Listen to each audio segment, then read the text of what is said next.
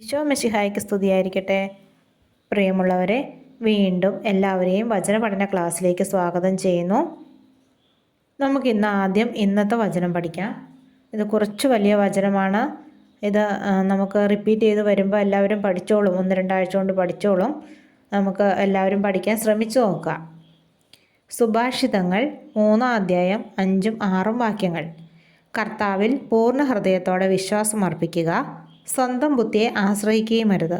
നിന്റെ എല്ലാ പ്രവൃത്തികളും ദൈവവിചാരത്തോടെ ആകട്ടെ, അവിടുന്ന് നിനക്ക് വഴി തെളിച്ചു തരും. ഇത് നമുക്ക് 3 പ്രാവശ്യം ഏറ്റു പറഞ്ഞ് പഠിച്ചു നോക്കാം.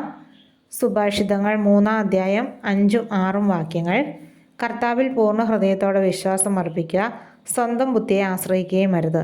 നിന്റെ എല്ലാ പ്രവൃത്തികളും ദൈവവിചാരത്തോടെ ആകട്ടെ, അവിടുന്ന് നിനക്ക് വഴി തെളിച്ചു തരും. സുഭാഷിതങ്ങൾ 3, 5, 6 വാക്യങ്ങൾ. കർത്താവിൽ പൂർണ്ണ ഹൃദയത്തോടെ വിശ്വാസം അർപ്പിക്കുക, സ്വന്തം ബുദ്ധിയെ ആശ്രയിക്കുകയും അരുത്. നിന്റെ എല്ലാ പ്രവൃത്തികളും ദൈവവിചാരത്തോടെ ആകട്ടെ, അവിടുന്ന് നിനക്ക് വഴി തെളിച്ചു തരും. സുഭാഷിതങ്ങൾ 3-ാം അധ്യായം 5-6 വാക്യങ്ങൾ. കർത്താവിൽ പൂർണ്ണ ഹൃദയത്തോടെ വിശ്വാസം അർപ്പിക്കുക, സ്വന്തം ബുദ്ധിയെ ആശ്രയിക്കുകയും അരുത്. നിന്റെ എല്ലാ പ്രവൃത്തികളും ദൈവവിചാരത്തോടെ ആകട്ടെ, അവിടുന്ന് നിനക്ക് വഴി തെളിച്ചു തരും. മനോഹരമായ വചനമാണ്. എല്ലാവരും ഇത് വായിക്കുകയും ധ്യാനിക്കുകയും ചെയ്യുക. ബുക്കിലേക്ക് എഴുതുക, പഠിക്കാൻ ശ്രമിക്കുക. ഇനി നമുക്ക് കഴിഞ്ഞ ആഴ്ച പഠിച്ച വചനങ്ങളൊന്നുകൂടി ഓർത്തു നോക്കാം. സുഭാഷിതങ്ങൾ 20:20. അപ്പനെയോ അമ്മയെയോ പ്രാകുന്നവൻ്റെ വിളക്ക് കൂരിരുട്ടിൽ കെട്ടുപോകും. 2 മക്കബായർ 8:18.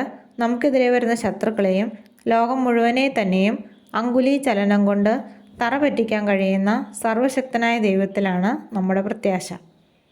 മത്തായി 22:37. നീ നിന്റെ ദൈവമായ കർത്താവിനെ പൂർണ്ണ ഹൃദയത്തോടും പൂർണ്ണ ആത്മാവോടും പൂർണ്ണ മനസ്സോടും കൂടെ സ്നേഹിക്കുക. സങ്കീർത്തനം 42:5. എൻ്റെ ആത്മാവേ, നീ എന്തിനു വിഷാദിക്കുന്നു? നീ എന്തിനു നെടുവീർപ്പിടുന്നു? ദൈവത്തിൽ പ്രത്യാശ വയ്ക്കുക. യോഹന്നാൻ 1:1. ആദിയിൽ വചനമുണ്ടായിരുന്നു, വചനം ദൈവത്തോടു കൂടിയായിരുന്നു, വചനം ദൈവമായിരുന്നു. സെഫാനിയ 3:17.